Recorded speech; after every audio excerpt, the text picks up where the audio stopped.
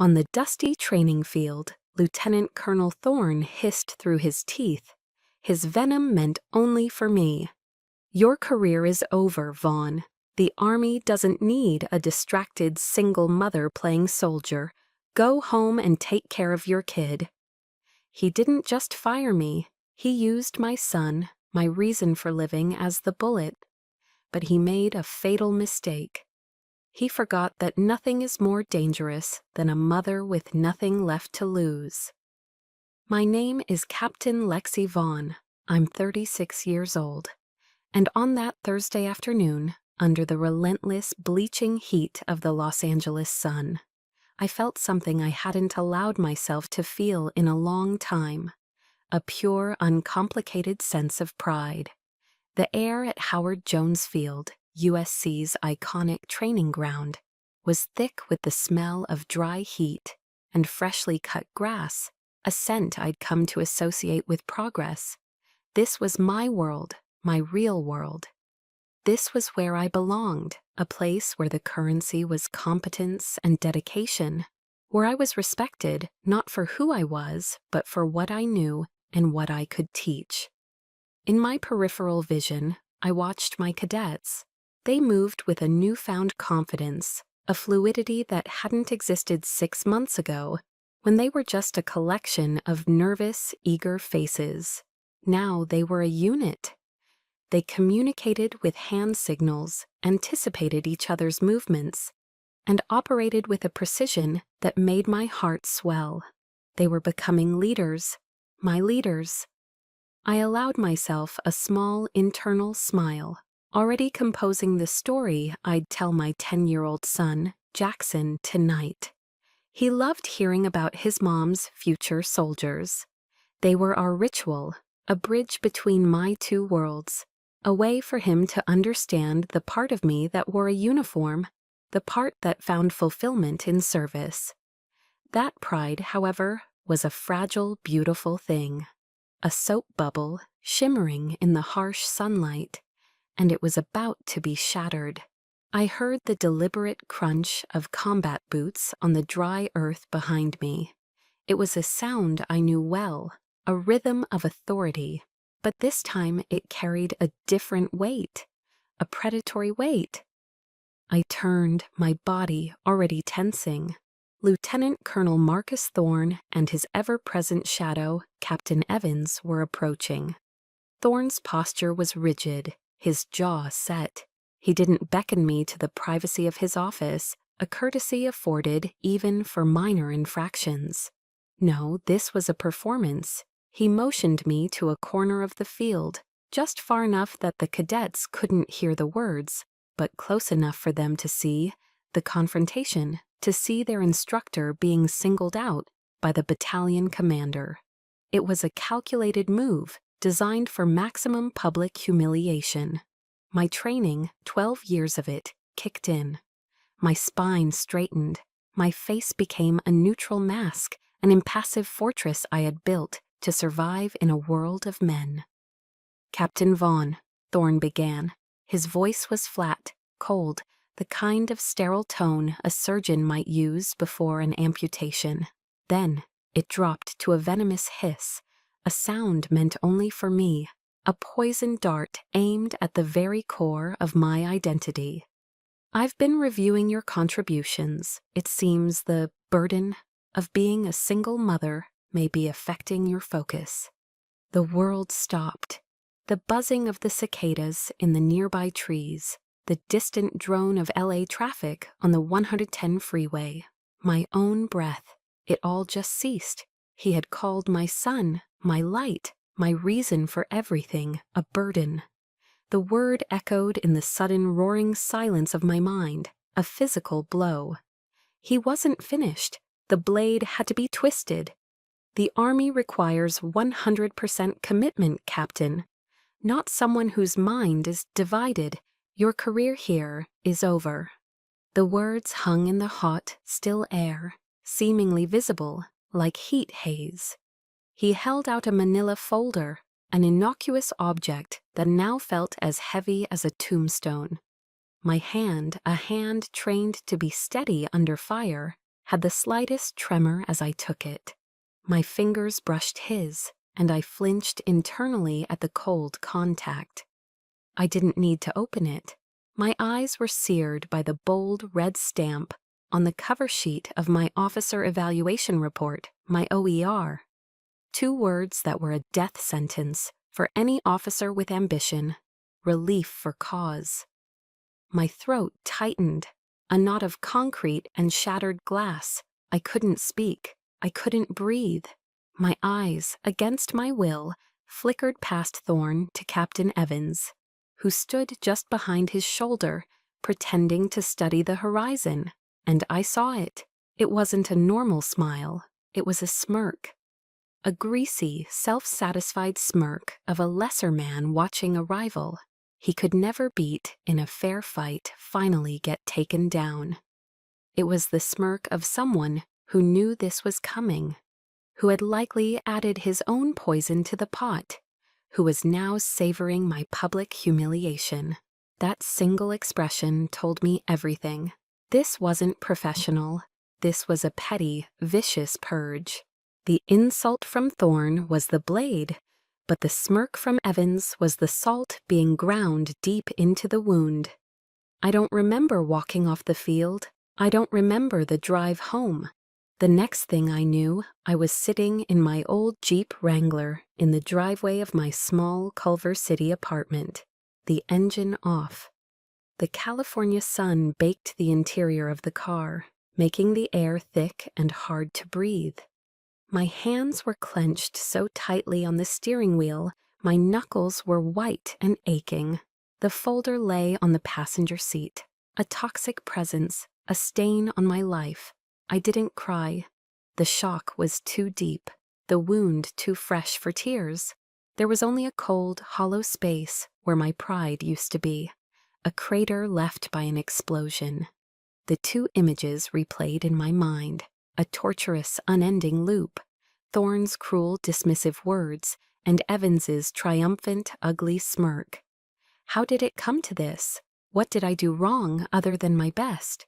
Or was that my mistake all along? Sitting in my Jeep, the ghost of Evans's smirk still burning in my mind, my thoughts drifted back. How did it come to this? The answer wasn't in that single brutal moment on the field. It was written in the history of the last 2 years, a history that began with so much hope. I remember my first day at USC's ROTC battalion like it was yesterday. The unit, the Vanguard Battalion, was coasting. Their scores at the National Advanced Camp in Fort Knox were mediocre. Their morale was flat. They had potential, but they lacked a spark. I saw my mission clearly: to build, to inspire, to forge leaders. My small Culver City apartment became my command center. Many nights, long after Jackson was asleep, I'd be surrounded by topographical maps and training manuals, the glow of my laptop screen illuminating my face. It was there I created The Forge. It was more than just a training program, it was my philosophy.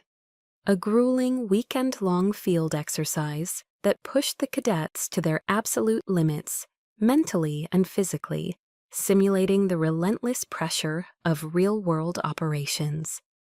I didn't just teach them tactics, I taught them grit. I poured my heart into it.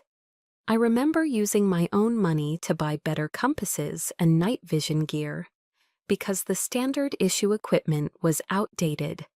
After every exhausting Saturday at the Forge, I'd drive back to my apartment and spend hours cooking a massive pot of my 5-bean chili. It was my way of showing them that a leader takes care of their soldiers, that community is built not just in the field, but around a shared meal. Seeing their tired but satisfied faces as they devoured that chili was a better reward than any medal. I wasn't just their instructor. I felt like their mentor, their big sister, sometimes even their den mother. And it worked. In 2 years, the Vanguard Battalion went from the middle of the pack to the top 5% in the nation. We were producing distinguished military graduates at triple the previous rate. I was so proud.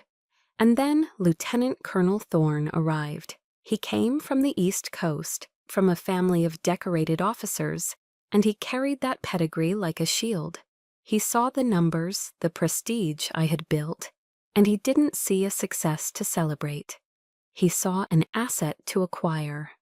He recognized the value of the forge immediately. His first move was subtle, political. He didn't shut it down, he rebranded it. In a battalion-wide meeting, he announced a new enhanced program called Thorne's Crucible. My program, my name, my work, erased with a single PowerPoint slide. He would then hold private mentorship sessions with my top cadets, the ones I had personally nurtured. He'd sit them down in his polished office and speak of his vision for the battalion, subtly planting the seed that he was the grand architect. And I was merely a functionary, a cog in his machine. The air in the battalion changed. The open camaraderie was replaced by a quiet, watchful tension. He was a master of corporate warfare dressed in an army uniform. He would praise me in public. "Captain Vaughn is a tremendous asset," while burying my reports and recommendations in bureaucratic red tape. The culmination of his theft, the moment that truly hollowed me out, came during the 8th Brigade's annual military ball. It was a grand affair at a glittering hotel in Marina del Rey. A night of dress uniforms and polished speeches. And it was the night Thorne was scheduled to receive the Leader of the Year award. An award secured entirely by the performance metrics that I and my cadets had achieved. I wasn't there to see it. I was assigned battalion duty officer that night. A pointless, demeaning task for a senior captain, essentially babysitting an empty building. I sat alone in the sterile office, the only sound the hum of the fluorescent lights and the crackle of a sports game on a small radio. Around 10 o'clock, my phone buzzed. It was a text from a loyal sergeant who was at the event. It read, "LTC Thorne just gave his acceptance speech, ma'am. Talked all about the success of Thorne's Crucible. They gave him a standing ovation. He didn't mention your name." I read the message 3 times. A standing ovation for my work, for my late nights, for my chili. I didn't cry. The feeling was something colder, emptier. It was the quiet, sickening realization that in some battles you can do everything right and still lose. I just stared out the window at the empty parking lot, feeling invisible, like my very existence had been written out of my own story. You know that feeling, don't you? The sting of having your hard work, your passion, your very soul poured into something, only to watch someone else step into the spotlight and take the credit. That gut-wrenching moment when you realize your contribution has been completely erased. If you've ever felt that profound injustice, that feeling of being a ghost at your own victory parade, let me know in the comments with a broken heart emoji. So we, who understand this specific ache, can see that we are not alone. It wasn't just that he stole my work, it was how easily he did it. How could a man like that, a man built on lies, climb so high in an institution supposedly built on honor? That question would haunt me, and it would lead me down a path I never expected to take. After the military ball fiasco, a sliver of defiant hope remained in me. It was a foolish hope, I see that now, but it was all I had. The annual Ranger Challenge competition was approaching. This wasn't about reports or speeches. This was about grit, sweat, and performance. It was pure. It was a competition so demanding that politics and favoritism were supposed to burn away, leaving only the most capable teams standing. This, I thought, was my arena, my last stand. In a move of cunning manipulation, Thorn gave me full authority to select and train the team. "Show me what you've got, Vaughn," he'd said with a dismissive wave of his hand. Despite my deep-seated suspicion, I poured everything I had into it. I selected the best of the best, a team of 10 cadets who were strong, smart, and hungry. Among them was Cadet Miller. He wasn't the most naturally gifted, but he had heart. I'd spent extra hours tutoring him in land navigation, helping him pass a critical academic exam he was close to failing. I saw his potential, and I believed in him. I believed in all of them. For 6 weeks, we trained relentlessly. Early mornings, late nights, we ran the hills, around the Rose Bowl until our lungs burned, practiced constructing a one-rope bridge in the dark, and drilled emergency medical procedures until they were pure muscle memory. We became a family, bound by shared exhaustion and a common goal. I saw the trust in their eyes, and I gave them mine in return. The day of the competition was hot and tense. We were performing well, neck and neck with the team from UCLA. The final event, the one that would decide everything, was the one-rope bridge. It's a high-stakes, high-pressure test of teamwork and precision. One person's mistake could jeopardize the entire team. I had drilled this with them hundreds of times. They knew it cold. They started across the ravine. The movements were clean, efficient. I felt that familiar swell of pride. And then I saw it. Miller, halfway across the rope, suddenly and awkwardly lost his footing. It wasn't a genuine slip. His movements were exaggerated, theatrical. He flailed, causing the rope to shake violently, and his teammate behind him nearly lost her grip. It was a manufactured disaster. My blood ran cold. It's a setup. Instantly, as if on cue, Thorn and Evans appeared at the edge of the course. They had been waiting. They always seemed to be waiting. Thorn didn't hesitate. He blew a whistle, halting the entire competition. He strode over to our team, his face a mask of feigned outrage. "Enough, this is a safety catastrophe," he boomed, his voice carrying across the entire event site.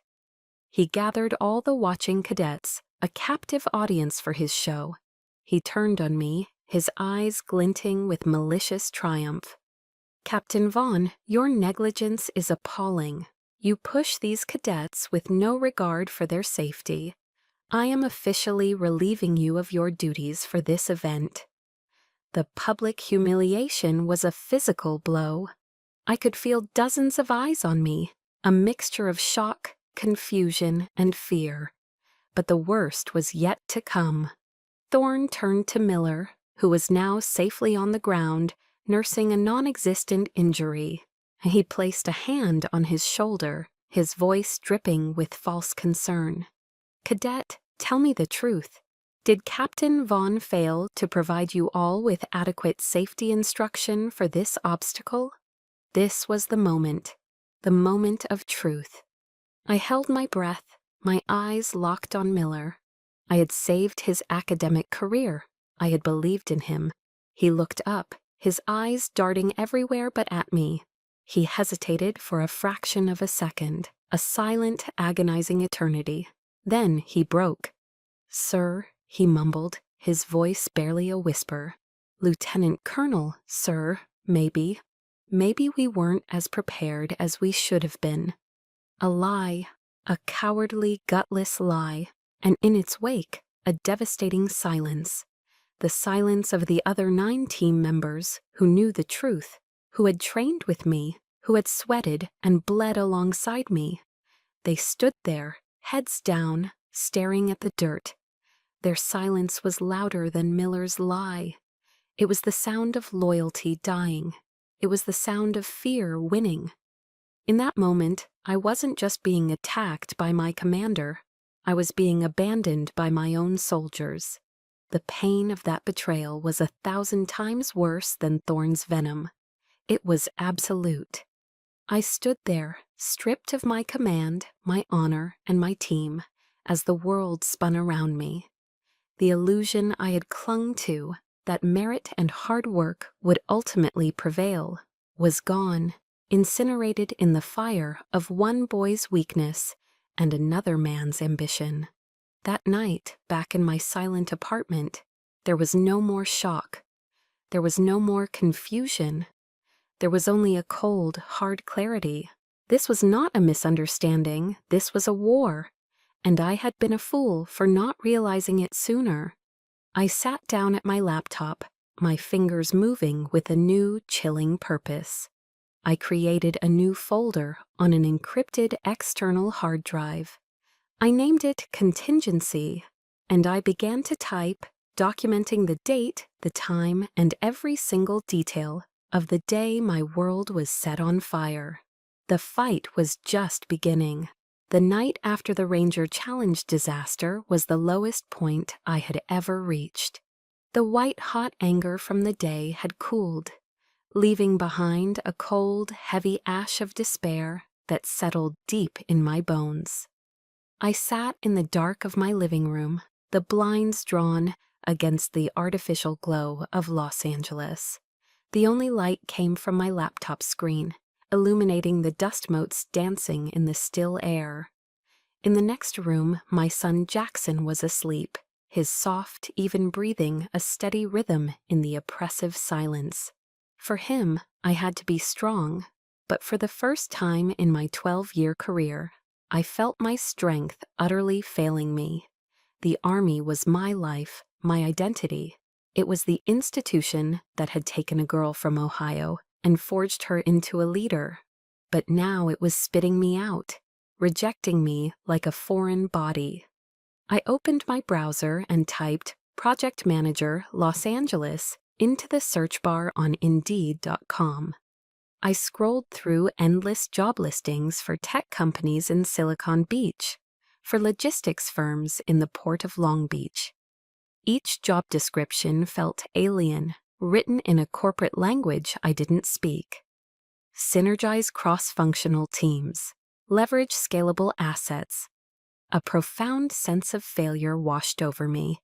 I wasn't just losing a job, I was facing the terrifying prospect of losing myself. The contingency file I had so defiantly created on my hard drive now felt less like a weapon and more like a final, desperate message in a bottle, a testament to a battle already lost. Just as I was about to click on a listing for a mid-level logistics coordinator, a job that felt like a gray, colorless surrender, my phone buzzed on the coffee table. It lit up with an unfamiliar number. The area code was 502, Kentucky. My first instinct was to ignore it. A wrong number, a telemarketer, anything but something I had the energy to deal with. But something, some flicker of exhausted curiosity, made me reach for it. I answered, my voice a tired rasp I barely recognized. Vaughn. Lexi, it's Izzy. Thank God you answered. Isabella Flores. My best friend from officer candidate school, a spitfire of a woman, with a laugh that could fill a room and a loyalty as solid as granite. She had wisely transferred out of the Vanguard Battalion a year ago, sensing the toxic shift in command before I was willing to see it. We hadn't spoken in months, lost in the whirlwind of our separate military lives. Izzy, what's going on? I sat up straight, a jolt of adrenaline cutting through the fog of my despair. Her voice was an anchor to a time when things were simpler. I've been trying to reach you, she said, her voice urgent, fast-paced. Listen to me, Lexi. Don't do anything stupid. Don't resign. Don't let them win. It's a little late for that, Izzy, I said, a bitter, humorless laugh escaping my lips. I think they've already won. No, she said, her voice firm, resolute. They haven't. Listen, I'm working at Fort Knox now. I'm on the staff of Brigadier General Alan Pierce. He's the deputy commander of USACC. My heart skipped a beat. A general officer, a name I knew only from official memos. Izzy continued, the words tumbling out, a lifeline thrown across 1,000 miles. Your name, Captain Lexi Vaughn, has come up. Not in a bad way, in a very good way. The general has been reviewing performance metrics from all the major university programs. He's obsessed with data, and USC's data, specifically for the 2 years before Thorne took over, stood out like a beacon. The graduation rates, the number of distinguished military graduates, the physical fitness scores, it was all top tier. He kept asking, who was the senior military instructor during this period? Find me that officer. Izzy's voice was filled with a triumphant pride on my behalf. He's heard whispers about Thorne, you know, that his reports are a little too polished. The general trusts numbers, not narratives. She paused, letting it sink in. He wants to start a new pilot program, she said, her excitement palpable. The Future Leader Development Program, a whole new way to train our best and brightest, and he's looking for the right person to lead it. He specifically asked about you, Lexi. He doesn't know Thorne from a hole in the wall. He just knows your results. My results. The work I had poured my soul into. The work that Thorne had stolen, and that I thought had vanished into thin air, had traveled across the country. It had landed on the desk of a general. It had spoken for me when I couldn't speak for myself. For the first time in months, a flicker of light appeared in my personal darkness. It was a fragile, tentative warmth, but it was there. Someone saw me. I wasn't invisible. My work mattered. But as I stared at my phone after the call ended, a cold question crept in. Was this real? Or was it just another mirage in the desert of my career, destined to disappear as soon as I reached for it? The call from Izzy was a lifeline, a single point of light in an otherwise suffocating darkness. For the first time in what felt like an eternity, I had hope. It was a fragile, cautious hope, but it was there. The next morning, I received a text message from an unknown number. Captain Vaughn, LTC Thorne here. I'd like to treat you to a coffee this morning to discuss your transition. Starbucks on Figueroa at 900, my treat. My heart hammered against my ribs. A part of me, the naive part I thought had been extinguished, wondered if maybe, just maybe, he had reconsidered. Maybe he felt a sliver of guilt. Maybe this was an olive branch. I walked into the noisy, bustling Starbucks near the USC campus with that sliver of hope still intact. It was a foolish thing to carry. He was already there, sitting at a small table in the corner, looking relaxed. He wasn't in uniform, but in a pressed polo shirt and khakis, an attempt to appear disarming. A half-empty latte sat in front of him. I ordered a black coffee, needing its bitterness to keep me sharp. Lexi, he began, his voice oozing a synthetic warmth that made my skin crawl. Thanks for coming. I've been doing a lot of thinking. I know the recent decisions have been difficult, and I want you to know they weren't made lightly. I said nothing, just sipped my coffee, the heat scalding my tongue. I let him talk, let him spin his web. Honestly, he continued, leaning forward conspiratorially, I'm doing this for you, for your own good. Think about it. A post out in Barstow, it's a slower pace. No more late nights. No more weekend field exercises. More time for Jackson, predictable hours. That's what a mother really needs, isn't it? A chance to breathe. There it was again. The condescending assumption, the casual sexism, disguised as benevolent concern. He was painting my professional demotion as a personal gift. He saw me not as a decorated armor officer, but as a tired single mom who needed to be put out to pasture. A wave of nausea rolled through me, hot and acidic. I felt my knuckles tighten around my coffee cup.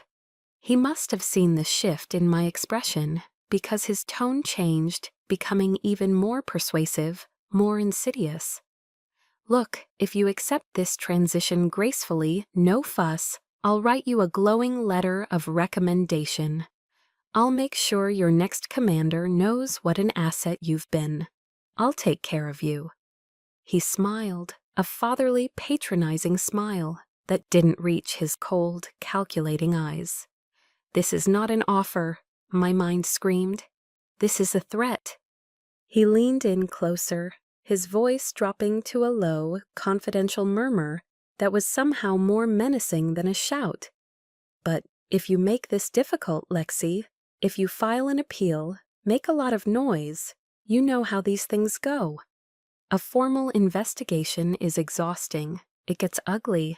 It puts everyone under a microscope. He paused, letting the weight of his words sink in.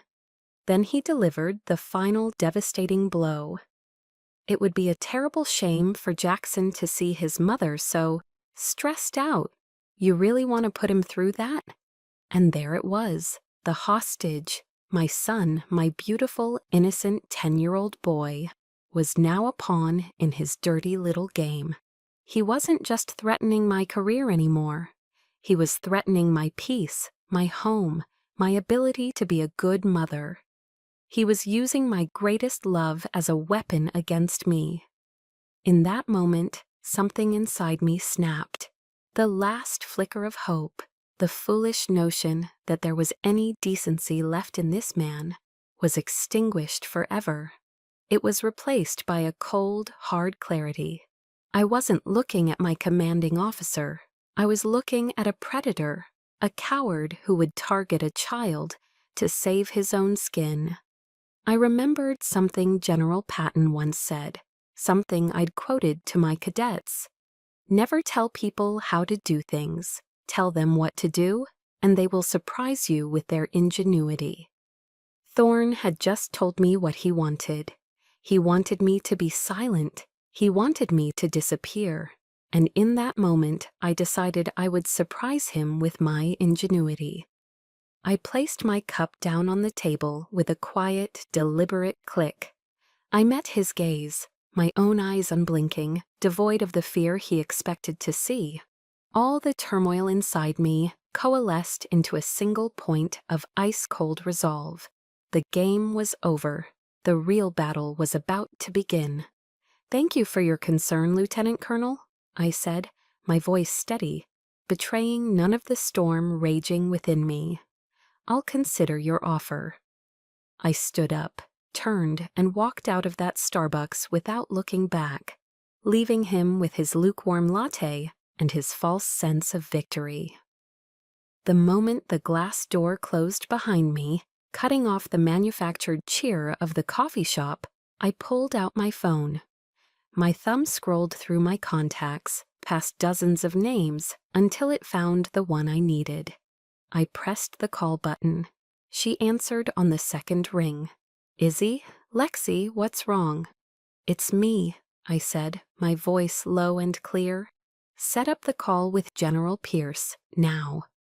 I walked out of that Starbucks and into the bright, indifferent California sunlight. The cheerful noise of the coffee shop faded behind me, but the echo of Thorne's threat, the way he'd used my son's name like a weapon, resonated in my skull. It wasn't just an insult anymore, it was a declaration of war. He had crossed a line from which there was no return. I didn't go back to my apartment.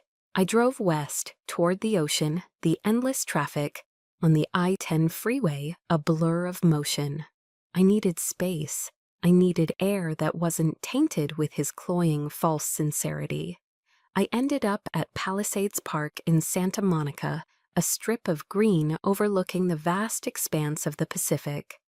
I walked to the railing and just stared out at the waves, watching them crash against the shore, retreat, and crash again, relentless. My father, a Marine Corps gunnery sergeant who had seen combat in Vietnam, used to tell me, "Lexi, in a fight, The most dangerous moment is the moment you hesitate. For months, I had been hesitating. I had been absorbing the blows, hoping for fairness, waiting for the system to correct itself. But the system wasn't broken. It was being manipulated. Thorne's threat wasn't a sign of his strength. It was a sign of his desperation. He was afraid of me, afraid of the truth. And that realization changed everything. I pulled out my phone, my fingers steady. I scrolled past dozens of names until I found the one I needed. I pressed the call button. She answered on the second ring. "Izzy, what's wrong?" Her voice was sharp with concern. "It's me," I said, my own voice low and clear, devoid of any tremble. "Set up the call with General Pierce, now." "What happened?" "Thorne just threatened my son to keep me quiet. This is no longer a personnel issue.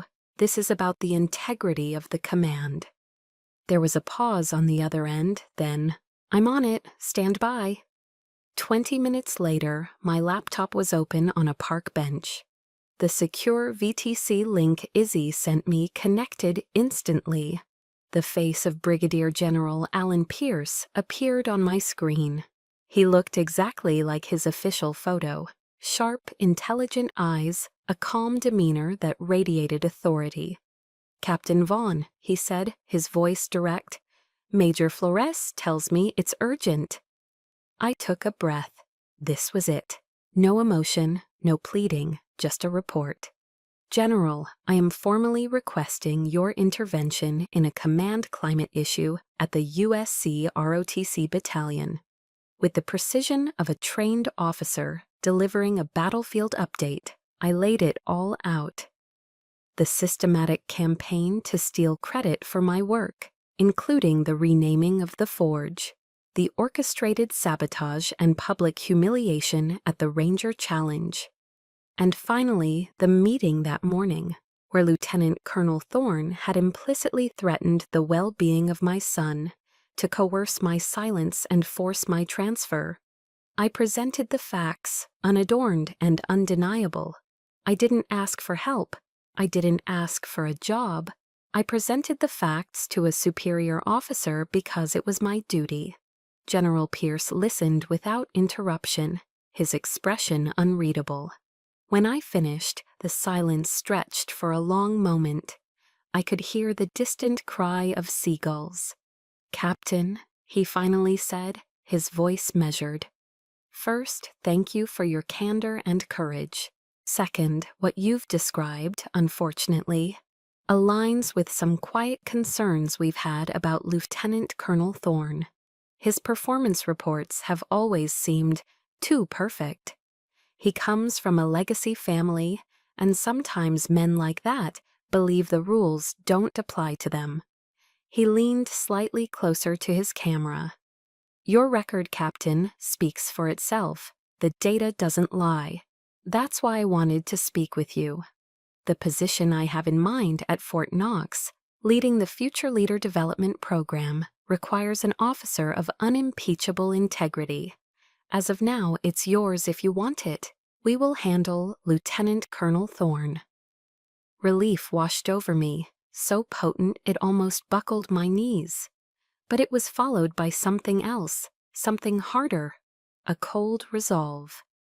I thought of my book of meditations by Marcus Aurelius sitting on my nightstand. There was a line I had underlined a dozen times. "The obstacle is the way." Thorne wasn't just an obstacle in my career, he was the way. The way to prove what kind of officer I truly was. "Thank you, General," I said. "I am honored and I accept. But with all due respect, sir, this is no longer just about me." I stood up from the bench as the sun began to dip below the horizon, painting the sky in fiery shades of orange and purple. I looked out at the relentless ocean. I took a deep, salty breath, and I made a vow. Not to the general, not to the army, but to myself. I will not just walk away. I will not let him be handled quietly. I will expose what he did. I will do it for my own honor, for my son, and for every other officer who has been silenced by a man who mistakes his rank for a crown. Have you ever had that moment?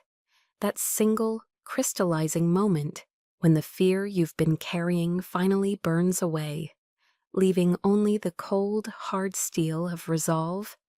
That instant when you decide that you are done being a victim and you are ready to fight back, no matter the cost. If you know that feeling, that powerful shift from enduring to acting, let me know in the comments with a single fire emoji. So I know I'm not the only one who decided to become the storm. Because in that moment, standing under that vast California sky, I was no longer a pawn in Thorne's game. I had just become his opponent, and I was ready to play. My vow on the cliffs of Santa Monica wasn't made in the heat of emotion. It was a calculated decision, the end result of a mental process I drilled into my cadets 100 times. The OODA loop: observe, orient, decide, act. I had observed Thorne's behavior. I had oriented myself to the reality of the threat, and I had decided to fight. Now it was time to act. I didn't sleep that night. Back in my apartment, after checking on a sleeping Jackson, I turned my small living room into a makeshift tactical operations center. The coffee table became my desk, my laptop the command console. The promise of a position at Fort Knox was my safety net. But my mission was no longer just about survival. It was about justice, and justice required evidence. For the next 48 hours, fueled by black coffee and a cold, burning rage, I launched my own intelligence-gathering operation. I went through 3 years of emails, performance reviews, training schedules, and logistics requests. Every document was a potential piece of the puzzle. I bought a new encrypted external hard drive. My contingency file could not exist on any government system. On it, I created a master timeline, a meticulous log of every instance of sabotage, every stolen credit, every lie. Each entry was documented with dates, times, and cross-references to corresponding emails or reports. I remembered the military principle: a plan is only as good as the intelligence it's based on. My own memory was not enough. I needed corroboration. I began to make carefully worded phone calls, not to ask for help, but to ask for facts. I called a former supply sergeant, now stationed in Texas. "Hey, Sergeant, quick question for a report I'm writing. Do you happen to remember who officially requested the name change for the FTX program back in 21? Was it me or LTC Thorne?" His answer was immediate. "It was him, ma'am. I remember because the original paperwork had your name on it, and he had us redo it." Another piece of the puzzle clicked into place. Then I made 2 critical calls to build my alliances.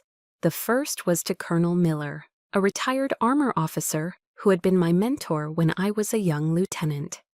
I laid out the situation clinically, without emotion. He listened, his silence on the other end of the line heavy. "Lexi," he said finally, his voice like gravel. "Thorne is a political animal, not a warrior. Men like him are a cancer. I'll make some calls. People who knew you at Fort Hood need to be aware of what's happening." I knew his word carried immense weight in the retired officer network. He was activating my rear guard. My second call was to schedule a confidential consultation with a lawyer from the JAG Corps. I needed to know the terrain of the battlefield I was about to enter. The female major I spoke to was sharp and pragmatic. She advised me on the proper channels for filing a formal complaint, and more importantly, how to phrase my allegations to be taken seriously. Focus on professional misconduct and violations of regulations, not personal feelings. She told me to document everything, which I was already doing. "In these cases, Captain," she said, the person with the better paper trail wins. The real breakthrough, the smoking gun, came late on Sunday night. I was bleary-eyed, scrolling through an old archive of administrative emails from Captain Evans. He was sloppy, arrogant, and in his arrogance, he'd made a mistake. He had accidentally included me on a reply all to an email chain he thought was private. The subject line was innocuous, weekly update. But as I scrolled down, my blood ran cold. There it was, a clear directive from Thorne to Evans, dated 6 months prior. Evans, keep a close eye on Vaughn's team. I need you to log any and all unconventional training methods. We need to build a file. The goal is to establish a pattern of recklessness. Be discreet. It was a premeditated conspiracy in black and white. They hadn't just capitalized on my perceived mistakes. They had been actively hunting for them, ready to manufacture them if necessary. But there was more. Buried deeper in the chain was an email from Thorne to a friend, another lieutenant colonel at a different post. It was informal, arrogant, and utterly damning. Dealing with my ice queen from Ohio, he wrote, "She's a great instructor, I'll give her that, but far too ambitious for her own good. A woman who wants to be one of the boys always ends up causing problems. Getting close to cleanup time. Ice Queen from Ohio. Too ambitious, a woman who wants to be one of the boys." The words were a punch to the gut. It wasn't just about my work. It was about my gender. It was about my ambition. It was about him feeling threatened by a competent woman who didn't fit into his neat, traditional box. This wasn't just a professional disagreement. It was a deep-seated prejudice. This single email transformed my case from a complaint about professional misconduct into a clear-cut story of discrimination. This was the weapon I needed. It was ugly, it was infuriating, but it was powerful. I saved the entire email chain as a PDF, password-protected it, and moved it to the encrypted drive. I sat back in my chair, the first real sense of cold, hard confidence settling over me. The emotional storm had passed. Now I was a strategist with a full arsenal. I had facts, I had witnesses, I had legal guidance, and I had the undeniable proof of a conspiracy. My OODA loop was complete. I had observed the threat, oriented myself to the facts, and decided on a course of action. It was time to act. I opened a new email, the recipient line addressed to the office of Major General Henderson, Thorne's commanding officer. The subject: request for meeting, urgent matter, regarding command climate and operational integrity, Vanguard Battalion. My finger hovered over the send button. This was the final step, the declaration of war. I took a deep breath and I clicked it. The day of the video teleconference arrived. I sat in my small living room, dressed in my Class A uniform, my ribbons and medals perfectly aligned. I wasn't in my apartment anymore. I was in my command post. My laptop was connected, the secure link established. On the screen, I could see the sterile conference room at the 8th Brigade headquarters. Major General Henderson, a stern-looking 2-star general, presided, and in a separate window from their office at USC were Lieutenant Colonel Thorne and Captain Evans, looking confident, smug even.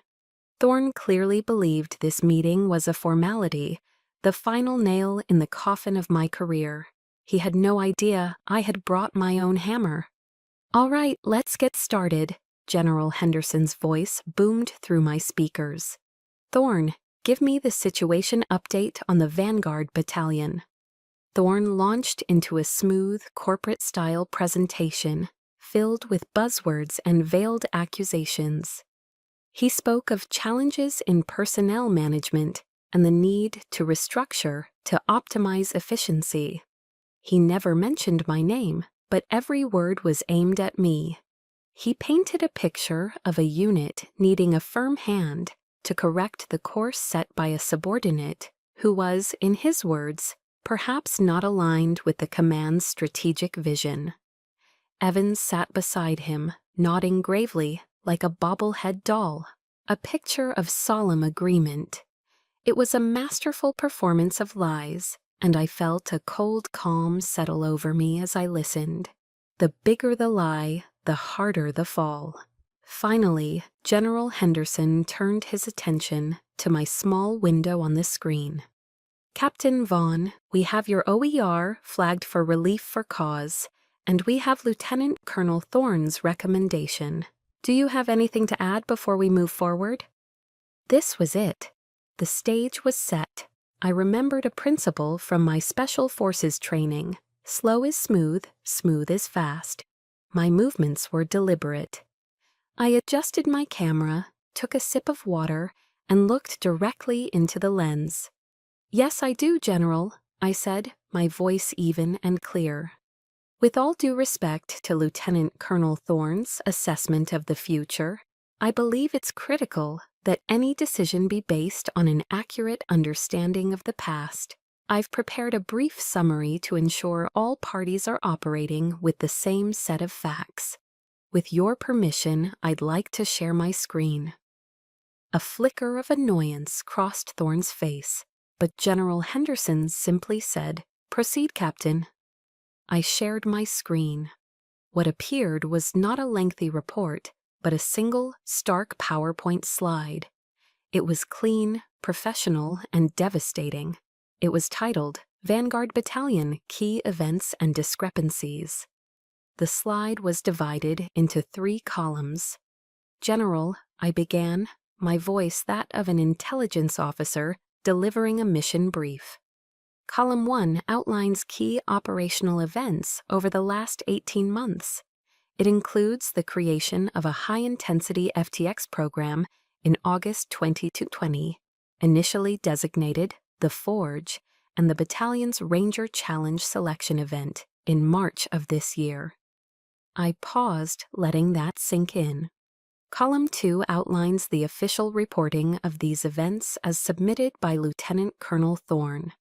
As you can see, the FTX program is referred to as Thorne's Crucible, with its creation attributed to his strategic initiative. The Ranger Challenge event is documented as terminated due to a significant safety failure and lack of instructor oversight. Thorne was no longer looking smug. He was shifting in his seat, his eyes darting between my slide and the general's impassive face. "And finally, General, column 3, I said, my voice dropping slightly, "provides supporting documentation for these events." I clicked my mouse. The first hyperlink I opened was the original logistics request for the Forge, clearly showing my name as the originating officer. Click. The second was the email from Thorne's office officially changing the name. Click. The third was the training schedule for the Ranger Challenge team, detailing hundreds of hours of safety drills. The air in the virtual conference room grew thick and heavy. I could see a bead of sweat trickle down Captain Evans's temple. Thorne's face, once ruddy with confidence, was beginning to pale. "And this," I said, my voice now like ice, "is a chain of emails from earlier this year." I opened the final file, the smoking gun. It's a directive from Lieutenant Colonel Thorne to Captain Evans, ordering him to, and I quote, "log any and all unconventional training methods. The goal is to establish a pattern of recklessness." It appears the safety failure at the Ranger Challenge was not a matter of chance, but of deliberate intent.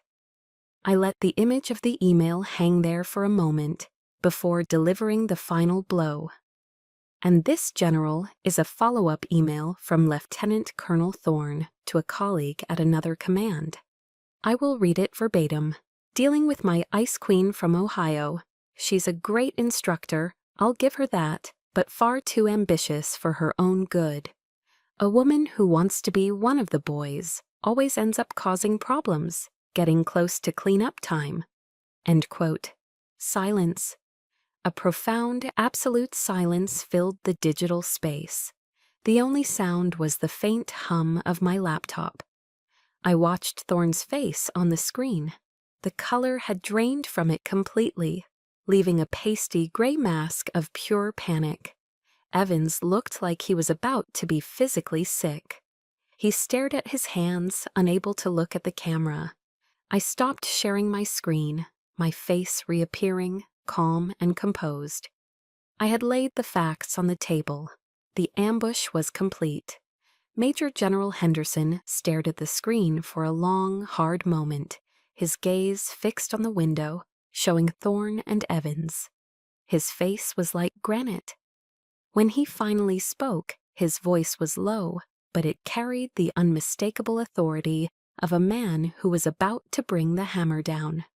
"Lieutenant Colonel Thorne, Captain Evans, you will remain on this VTC," he commanded. "Captain Vaughn, you are dismissed. We will be in touch." The screen went black. The connection was severed. The battle was over. The moment Major General Henderson dismissed me, I clicked End Meeting without a second thought. The screen went black, and the faces of my tormentors vanished.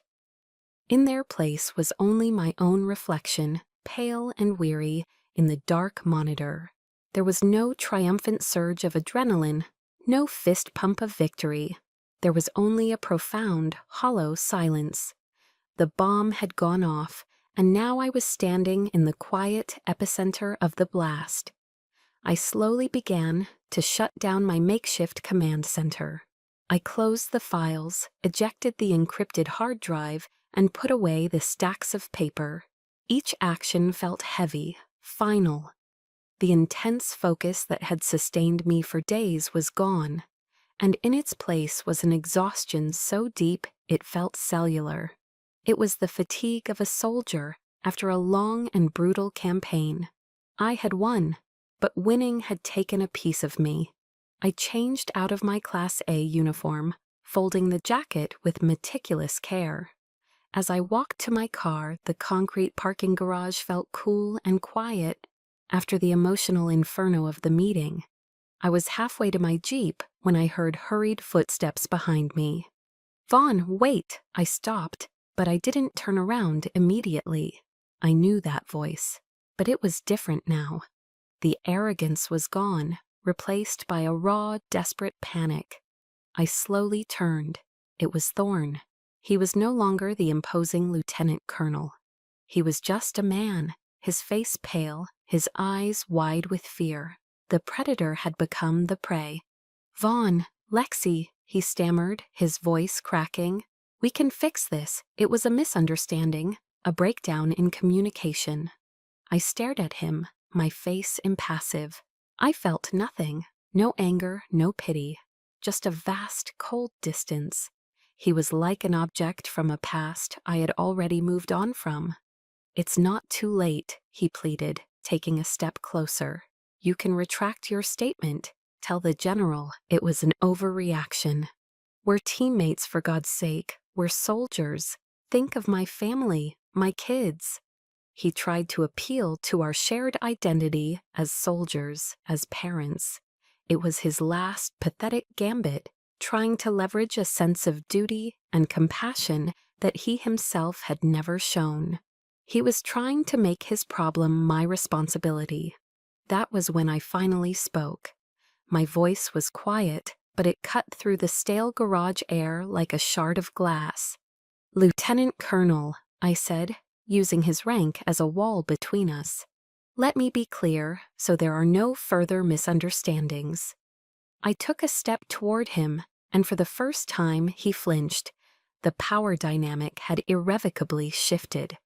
"When you used my son's name as a threat to silence me," I said, each word precise and cold. "The concept of teammates ended. When you and Captain Evans smirked at my humiliation, the concept of soldiers ended. And when you built your career on the foundation of my hard work and sacrifice, Any respect I might have had for you or your family ended. He opened his mouth to speak, to offer another excuse, another pathetic plea. But I held up a hand and he fell silent. "This conversation is over," I stated, "not just for today, forever. Do not contact me again." I turned my back on him then, a final definitive act. I didn't look back to see his reaction. I didn't care. As I walked to my Jeep, the sound of my own footsteps echoed in the quiet garage. It was the sound of someone walking away, not just from a man, but from a whole chapter of her life. Driving home, there was no sense of elation. The victory felt like a necessary amputation. You're relieved the disease is gone, but you're still left with the pain and the phantom limb.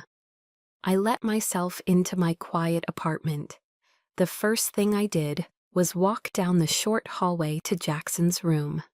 I stood in the doorway, watching the gentle rise and fall of his chest as he slept, his face peaceful in the soft glow of his dinosaur nightlight. This was real. This was my truth. This was why I fought. The noise of the battle was over. The long, quiet work of healing was about to begin. It's been a year. I'm no longer in Los Angeles. The relentless sun and concrete sprawl have been replaced by the rolling green hills of Kentucky. My new home is Fort Knox, and the air here, especially in the autumn, is crisp and clean. It smells like damp earth and new beginnings. My title has changed too. I am now Major Lexi Vaughn. The promotion came below the zone. A rare honor that recognized the potential that Thorne had tried so hard to extinguish. I now lead the Future Leader Development Program, the very initiative General Pierce envisioned. My office overlooks a vast training area, a sea of green that stretches to the horizon. Here, I don't have to fight for my ideas. I am expected to create them. I am not a problem to be managed. I am the standard bearer. My job is to cultivate the one thing Thorne lacked: leadership built on integrity. A few months ago, I received a short email from Izzy. FYI, it read, "Official, LTC Thorne was permitted to retire early, effective immediately. Forced retirement in everything but name. Evans is being transferred to a dead-end logistics job in Alaska. Justice, slow but sure." I read the email, and to my surprise, I felt very little. No surge of victory, no triumphant satisfaction, just a quiet sense of closure, like closing a book I had already finished reading. His fate was no longer my concern. My focus was on the future. And that future is brighter than I ever thought possible. My days are still long, but they are fulfilling in a way they never were under Thorne's shadow. And when my day ends, I drive home. Home is now a small, charming house with a white picket fence, the kind of place I only ever saw in movies. As I pull into the driveway this afternoon, I see my son, Jackson, playing football on the lawn with a couple of neighborhood kids. He's taller now, his shoulders broader. He looks up as my car approaches and gives me a huge, gap-toothed grin before throwing a perfect spiral to his friend. I don't have to miss these moments anymore. The agonizing choice between being a good officer and being a present mother, a choice Thorne tried to weaponize against me, was a false one. I've learned that you can be both. The balance isn't always perfect, but it is possible. It's possible when you're in an environment that values you, not one that seeks to diminish you. Here, I can be Major Vaughn, a leader of soldiers, and I can be Mom, the lady who makes the best post-game mac and cheese. Later that evening, after dinner, as I'm helping Jackson with his history homework, my personal cell phone rings. It's an unknown number with a California area code. I hesitate, a ghost of old anxieties, before answering. "Major Vaughn?" The voice is young, female, and respectful. "This is she," I reply. "Ma'am, you don't know me. My name is Captain Miller, Sarah Miller. I'm one of the new instructors at the USC Vanguard Battalion." My breath catches. Miller. For a second, the name sends a chill down my spine before I register the different first name. "It's an honor to speak with you, ma'am," she continues, a nervous energy in her voice. I wanted to say thank you. Your story, well, it's become something of a legend here, especially among the female officers.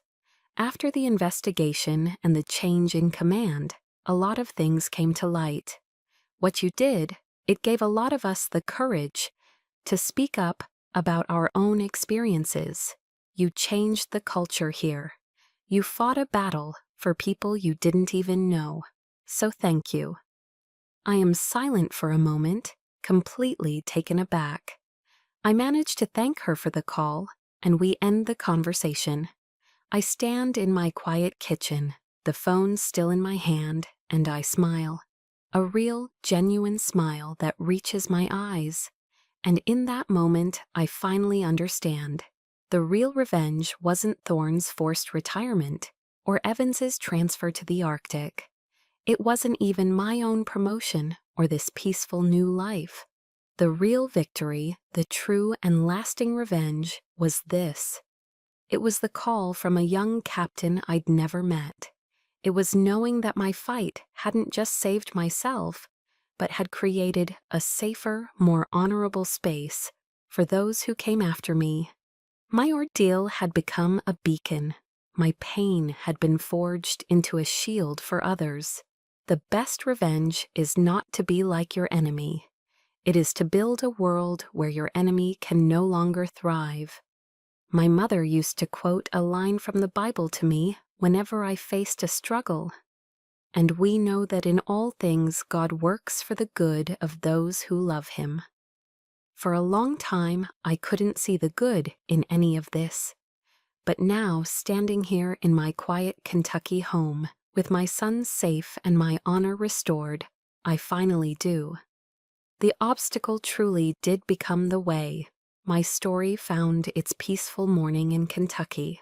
But I know that for many of you, your own battle might just be beginning, or you might be in the middle of it right now. We all face obstacles and people who try to define our worth for us. This journey taught me that true strength isn't the absence of fear, but the choice to act in spite of it. Now I want to create a community of strength right here. In the comments, please share one piece of wisdom or strength you discovered during your own difficult times. If this story resonated with you, please like and subscribe to our channel for more stories of resilience that remind us we are not alone.